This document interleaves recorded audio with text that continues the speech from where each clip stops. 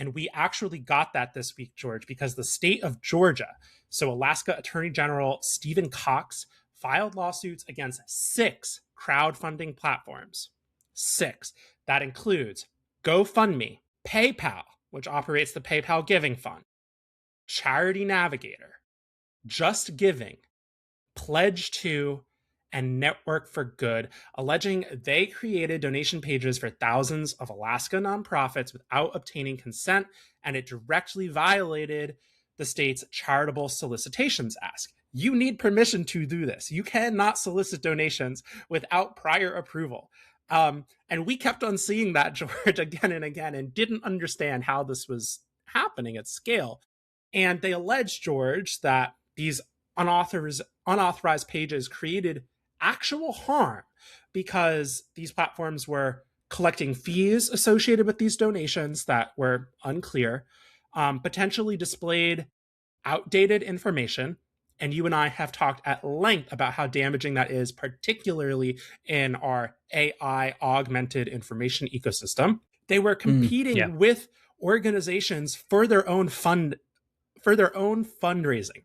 Organizations had to compete with themselves to outrank, let's say, a Network for Good donation page, right? So that is the SEO critique right there. And then, George, also cutting off the ability for organizations to manage and have sovereignty over the relationship with that donor, right? That was something that this whole time was actually never clear to us, right? Like, who owns the donors in this convoluted, like, donor PayPal giving fund disbursement? Even if you charge zero fees, this is why it matters. Yes, this is why it matters, George. It's directly hindering the nonprofit's ability to court donors to their organization on their own terms. And you got to remember, George, nonprofits are in many ways sponsored by the government. Like they get tax advantages to do this specific thing. So it should not be surprising that the government, despite all the terrible stuff happening in the world, that the government hears about this and says, wait a second, we are sponsoring these nonprofit organizations. We are giving them a leg up by giving them this government designated nonprofit status. We are not going to let them be taken advantage of in this way.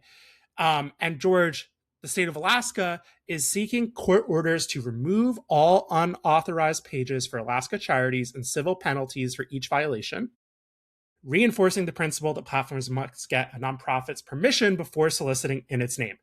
We do not know what this means, right? There is a lot of ambiguity and questions in that demand. Removing pages and civil penalties for violations, we don't know what that means. As far as we can tell, the lawsuit itself is not public. We'll have to dive into that. But George, wow.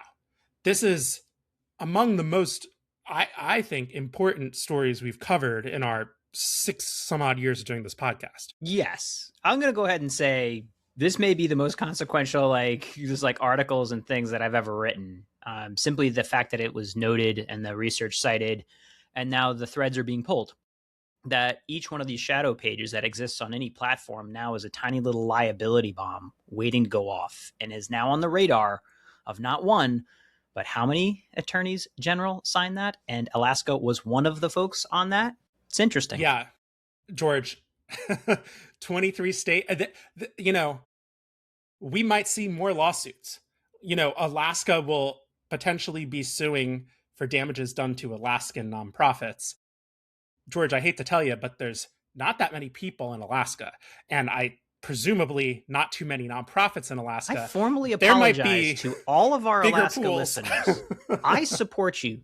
I want you to send all angry stuff to Nick, though, please. Listen, I hear you, but all that is to say is that there are potentially bigger lawsuits to come. Maybe. I don't know. I don't think the dominoes are done. I don't think the dominoes are done.